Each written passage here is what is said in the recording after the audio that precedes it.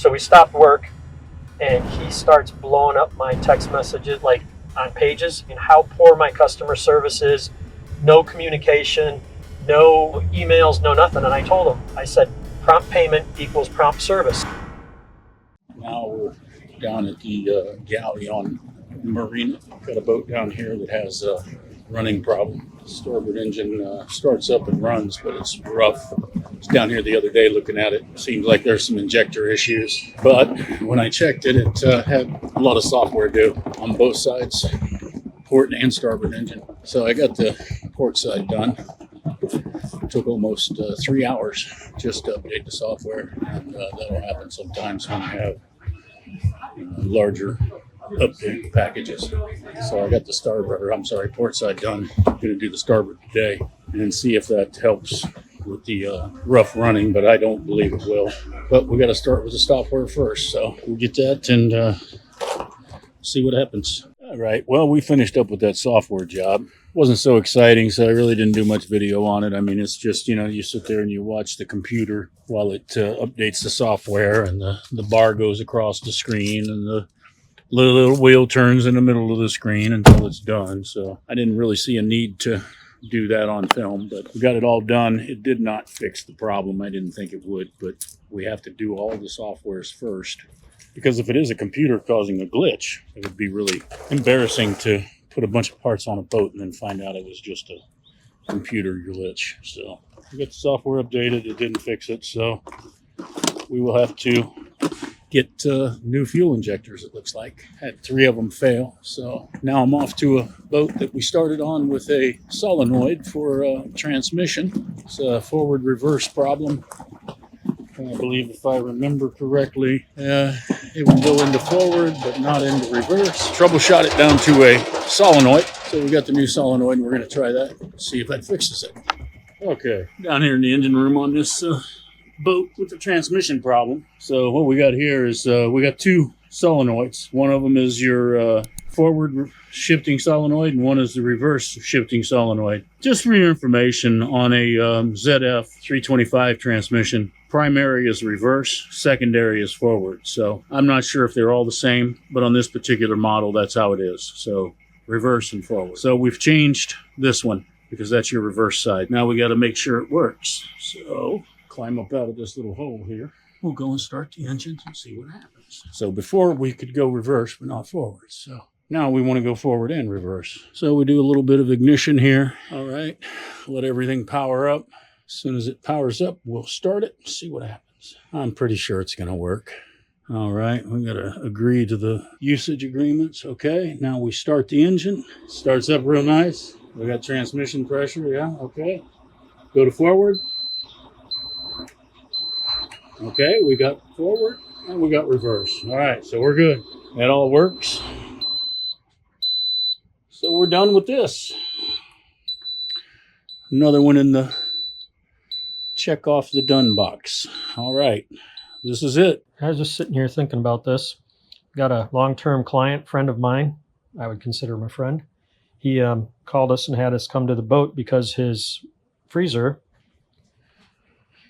and this has been a long story for years and years. We've battled with this brand of freezer from breaking down. That freezer right there is what he has in his boat. That refrigerator / freezer is like close to $3,000, something like that. Mm-hmm. The circulation fan that circulates in the box, he said, oh, it's the fan is bad. Well, I was sitting here having an adult beverage. You are? Not yet. Okay, I was going to say. I was sitting here having an adult beverage and was just looking at this fan. I don't think the fan is the problem. I have a feeling this fan is fine, because if you spin this, if you watch, see how when it slows down, it does that? The wobble? Yep. So that tells me that the magnets and the armature and the stator in there are all good. The magnetic field is still there. So I'm like, this fan's probably fine. Unfortunately, I think it's probably his circuit board inside the box is bad, which I don't think we could. Well, first off, we can't get any parts for it anymore, so it doesn't matter. So I got me a piece of little scrap wire here, and I bent them over so they stick in the prongs, in the holes there. And then I just grabbed this 9-volt battery. Now I know this is a 12-volt fan, but for this purpose, it should work. There you go. The fan is working. So it's not the fan. And that's unfortunate. So now I need to tell my buddy. But you weren't even able to find a fan anyways when you were looking so far, right? No, well, I called them. Mm-hmm. Everything, they discontinued everything for that. Found one fan I thought was going to work, but it's too thick. It won't mount in the thing right. So I think he's been through 3 or 4 of these refrigerators. We use it for the refrigerator and he uses it for the freezer. Yes. So that's where he's running into trouble. Yes. Heading over to a 62 Princess. We're going to do some air conditioning stuff. Yeah, it's windy here today. Probably would not want to be out fishing today. I mean, you could do it, but it's going to be bumpy. So we're going to replace a water valve on a chilled water evaporator. That's no big deal. That just take a few minutes. But what we are doing, the other thing we're doing is we're going to split off a control for another chilled water evaporator. So instead of having 2 units controlled by one evaporator. Morning. Smells good. Thank you, brother. We're going to have 2 units ran by 2 controls. Get over here and take a look. Okay, well, I can't film in there, and we didn't end up doing what we were going to originally do. It involved, you had 2 units, one's a slave and one's a master. Unfortunately, the one that they wanted to change is the master, so that means I would have had to run wiring all the way across the boat to make the slave the master, and then I could make the master the slave, but running that wire, that's not easy. It's really hard, in fact. So we're just going to put a breaker switch in on fan L1. They'll be able to reach in there, click that switch, and then the fan motor will not run. And the other slave motor will continue to run, so it'll be perfect. That's what's going on. Peter's going to work on that. I'm going to head back to the shop and do some paperwork. Here we go again. Monday morning, beautiful Key West. Down here at Galleon Marina. Got a boat we've been working on. Fuel injectors need to be changed. We're going to go down here and change some fuel injectors today. We'll see what happens. All of the codes have to be put in. So I've got the Vodia with me to do all that, and we'll see what happens. All right, so we're down here on this boat. We got a D12 715 here. We got to change the injectors. It's going to be on this engine here, starboard side, but I'll show you here on the port side because it's easier to see. Here's your valve cover gasket, valve cover. That all has to come off. The injectors are down inside. So we got to get that off. So that's on this side engine here. So you can see how much room I don't have to work. Again, low head clearance here. To change the injectors, we got to drain the coolant out because there's sleeves inside to keep the coolant out of the injectors. And we got to drain it down below that so that when I pull the injectors, if by chance one of those sleeves comes out, we don't get water in the cylinder. So that's a real bad thing to do. So I got to snake all the way back into here to be able to work on this thing. So got to take some other covers and things off to get in here and see what we're doing. All right, I'll be back in a moment. All right, so I'm going to drain some of the coolant out of here. On this D12-B model, there's several different places you can drain the coolant. You can drain it here, you can drain it here. Don't know if you can see that, but there's a place there. There's a place here. There's a place here. That's too difficult to get to for me. And on the opposite side of the engine, there's a couple of places, but this is the easiest one for me to get to, so that's the one I'm using. Now, we're going to try to recover this so we can put it back in. So I have some clean coolant containers that are only used for water, clear fresh water or coolant. So I'll use these, and that way we're not having to bill the customer for things he really doesn't need, like extra coolant, because he says the coolant is still good and not that old. So we're going to help him out the most we can and continue on. After I get this done, I've got to drain the fuel rail. So that's another process that'll be done on the opposite side of the engine when I get in there. And we have to open up the top. There's a vent. We have to take the fuel filter drain, open that, and drain it all down so that we don't get any fuel up in the top of the engine. Or what happens is when you drain it, if you don't drain it, you disconnect everything and the fuel will get into the top, and when you pull the injector out, it can go down inside the holes there too. So not only do we have to worry about coolant, we got to worry about the extra fuel up there. So we'll get that done And that's going to take a few minutes, and then we'll get started on the injectors, and I'll show you where those are. I got myself back in here. Hope I can get back out. I'll tell you what, man, this is a tight squeeze here. So I got to try and get this guy off of here now. And I'm not sure I'm going to have enough clearance here, because these are the retainers for the cover. And if you look there, well, I don't know if I can show them to you or not, because no, you can't see them. They're actually bolts here with a head here, and a nut goes on top. So I have to lift it. It might just be enough. We'll see. But I got to get this cover out so I can get the fuel vent on the rail. And then I'll see if I can get over here. Then I've got to undo this and drain the fuel. So we'll see what happens. Here we are. Just give you an idea what I do here. I was crawled back in here like this, you see. See all that electrical stuff up there? That was all sticking up in front of this cover. All that had to come out so I can get this cover out. And you can see just barely getting enough room up here. But she's coming out. It's going to take a little effort, but I'm getting it. It's coming.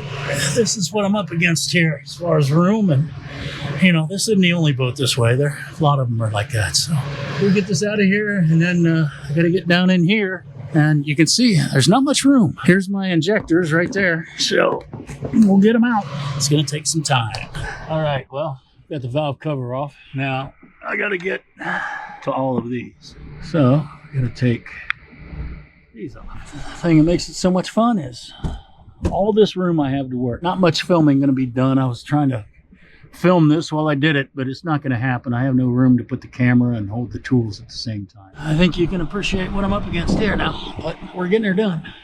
That's what matters, getting it done. All right, so I got the covers off, got the rocker cut loose. That's going to be it for today. Come back tomorrow. I need a person to help me. I'm going to have to lift that thing out of there, so that's going to be a lot of fun, but I can't do it by myself. I can't get the tool in to get it out, so I need one person at each end. So we'll do this tomorrow. Added a little bit early this morning. We had one of the Parasail boats in town here have some problems. So I had Mel grab the Vodia, and he is heading over there to hook the computer up. I believe it's a fuel pressure problem, so we're going to go check and see if we need to get a fuel pressure sensor or what. So we're heading over to Kauki Channel Marina, which is a cute little marina over on Stock Island. Oh, Matt wants to show you the cow. Boo. Oh, and then I think this is a manatee, right? Yep, that's a manatee. There's a little restaurant here. It's kind of cool down here. Pretty quiet little marina. Not a lot of people know it's here. Mm-hmm. They run rentals out of here. Mel. Good morning, sir. How you doing? Good. How are you? Doing all right. What you got going on here? I don't imagine you have it. They had some oil soaks down in here. Why? Yeah, I don't know. I don't see any fuel on it, so... Why would there be oil soaks on there? A little bit, and it was right underneath the PRSOV. I didn't want to start it up, but I'm checking all the DTCs here. I don't know what they've done. It looks like they've disconnected a bunch of stuff and turned it on. But there's something here that's not right. We're hooked up to it, right? Yeah. But they say, Vodia says the vessel battery is weak. And the little thing comes up here saying less than 11. Oh, that doesn't matter. Oh, you mean the battery on the boat or the Vodia battery? Is it the battery in here? When the label comes up here and says the Vocom unit. Yeah, it gets its power from there. From here? Yeah. That's what I thought. Yeah, but just disregard that. All right. We don't care about that. Let's go ahead and have you start it up and run it and see what happens. And we'll get that Here, position sensor. I can do it. Oh, I okay. think, right? Yeah, it's ready. Neutral. Here's the start key. Ignition Oh, on. oops. Yep. Sorry. And then, Oh, I probably just disconnected you. Yeah, you did. Sorry. Hang on. No problem. Boy, low tide today. Where are we sending him next? Another Volvo call. And then we have another one too. Oh yeah, late last night or yesterday. I'm not exactly sure that they made a good plan, but we'll find out. They were up in Everglades somewhere, and they left the mainland and came here on single engine. Their starter is not rotating, so probably need a new starter. We will find out. How many hours do you think it took them? One engine? I'm pretty sure all day. It did take them all day because they texted me at 7:30 in the morning and said they were getting in And at 5 p.m. Yeah, so all day. Single engine all day.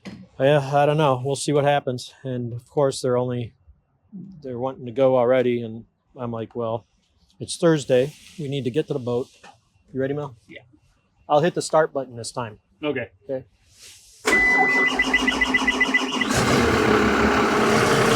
Power take off. What, shut it off? No, you're all right. Okay. That's just the PTO, Yeah. the oil. Yeah. All right. Are you all set, Mel? You all set? Leave you alone. Let me know what you got going on. All right. So I want your guys' opinion on something. We recently divorced a guy. Here's what happened. We were working on his boat, and let's just say the boat was in poor shape at best. We were doing electrical work, and other people had worked on it to include the owner. It just was a mess. So we stopped work, and he starts blowing up my text messages, like on pages, and how poor my customer service is. No communication, no emails, no nothing. And I told him, I said, prompt payment equals prompt service. I said, when I get paid, we will continue. And he blew me up some more and was complaining about communication, where we're at. And I said, hey, all that, I don't work for free. And he got so upset, didn't even bill him for some of the work we did. And I walked away. Sorry, I can't help with this guy anymore. I can't work on the boat. It's too much of a liability. He doesn't want to do work. He wants to do shortcuts that are not good. It was not safe what he wanted to do. The work he was asking us to do was not right. So I just finally said no. Why are people, I don't know if it seems like ever since COVID, people have just gotten meaner and nastier, very impatient, want instant service, instant gratification. I don't get it. Frustrating. Makes our job not fun. And I know it's hard. I should say, I should not focus on the one person. I should focus on the 10 great people. So my question to you is, why didn't he pay the invoice and then just have us pay him later, like what I'm doing now? So that's what I told him. Prompt payment equals prompt service. And he said, well, I'm not paying you. I said, okay. When I get the check and it clears my account, I will be in touch with you. And he didn't like that either. Do you guys work for free? Any job, would you guys work for free? Or would you work on the word of a corporation saying they're going to pay you?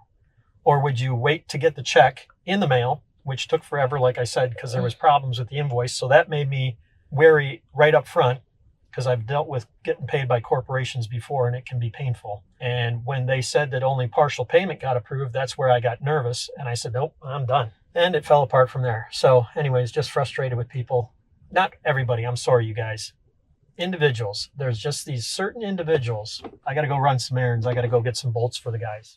Yeah, it's interesting, the idea that people think that they don't have to pay and that they get mad at you when you expect to be paid when you sign a contract. One thing I was telling Matt is, like with the other mechanic that didn't get paid by the guy, it's better when you're in business to cut your losses sooner than later. We've had some big losses in the past from people that haven't paid, and so we try to minimize that from happening again. And we've had some of our bestest of friends screw us, so we thought they were our bestest of friends. Yep.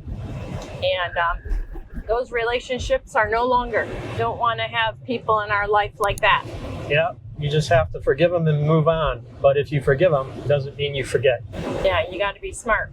Yep. I was out here last night, had a boat call in a problem with a high water alarm. So I came down here, rushed out last night to come check it out, make sure he's not going to go under. Hopefully it was just bad weather that he was in coming in from Naples. Took on a lot of water over the bow, high wave seas. Bilge pumps, neither one would work. So right now I'm going to bucket head, vacuum out all of the debris so it doesn't get into the new bilge pumps.